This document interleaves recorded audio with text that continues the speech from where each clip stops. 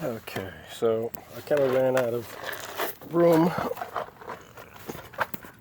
on my camera, but this is pretty much ready for paint. There's maybe a couple little spots I can add some filler, but I added this marine filler over the top, sands out with lighter grit. I used 120 and then 320. Feels good.